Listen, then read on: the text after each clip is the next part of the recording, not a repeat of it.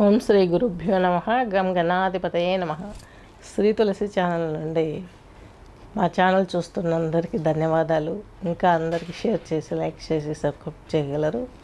ముందుగా మనము ఈ మాసం 2025 నవంబర్ 1 నుంచి 1వ తేదీ నుండి 16వ తేదీ వరకు ఏంటి ఉన్నాయి, ఏ గ్రహాలు ఏ రాశిలో ఉన్నాయి, వాటి ప్రభావం ఈ రాశిలో జన్మించిన వ్యక్తులపైన ఎలాంటి ప్రభావం చూపిస్తుందని తెలుసుకుందాం.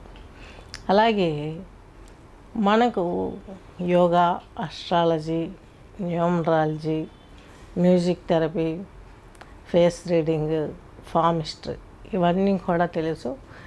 అన్నీ చేసి పెట్టడానికి వీలవ్వట్లేదు కాబట్టి కొన్ని చెప్తున్నాము.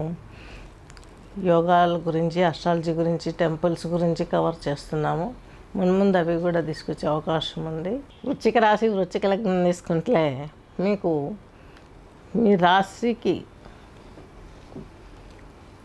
అధిపతి అయినటువంటి కుజుడు అనుకుంటున్నాం. ప్రస్తుతానికి అదే వర్తమానంలో నడుస్తుంది. ఈ యొక్క కుజుడు మీకు బుధునితో కలిసి ఉన్నాడు. మీకు వృశ్చిక రాశి వాళ్ళకి, వృశ్చిక లగ్నం వారికి అష్టమాధిపతి, లాభాధిపతి అయిన బుధునితో మీ రాశాధిపతి అయినటువంటి కుజుడు ప్లస్ 6వ ఇంటి అధిపతి అయినటువంటి కుజుడు కలిసి ఉన్నారు. యుద్ధం మామూలుగా ఉండదు. మీ బ్లడ్లోనైతే మీ ఆలోచనల విధానం అయితే, మీ ఎన్విరాన్మెంట్స్ అయితే, మీ ఏవైనా సరే విపరీతమైన సంఘర్షణలతో కూడుకొని ఉంటుంది. అలాగే రవి మీకు నీచిలోకి వచ్చాడు, దశమాధిపతి నీచిలోకి వచ్చి వ్యయంలోకి వచ్చాడు. ఈయన సపోర్ట్ కూడా పెద్దగా ఉండదు. శుక్రుడు వచ్చేసి లాభంలో ఉన్నాడు, సప్తమాధిపతి, ఎక్సలెంట్గా ఉంటుంది. ఈయన 2వ తేదీ వచ్చారనమాట.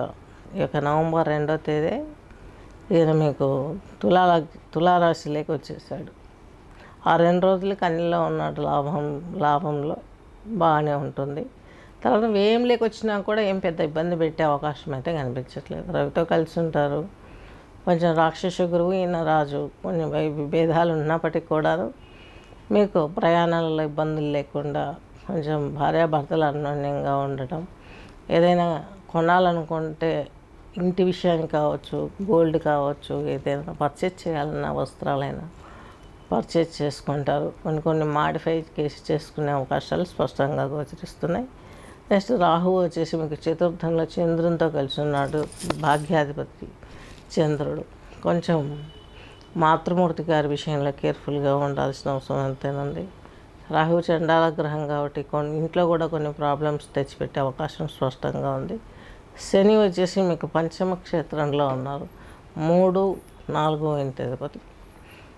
కొంచెం ఎడ్యుకేట్ అవుతారు. మీరు స్తబ్దంగా ఉండిపోవటం గమనించవచ్చు.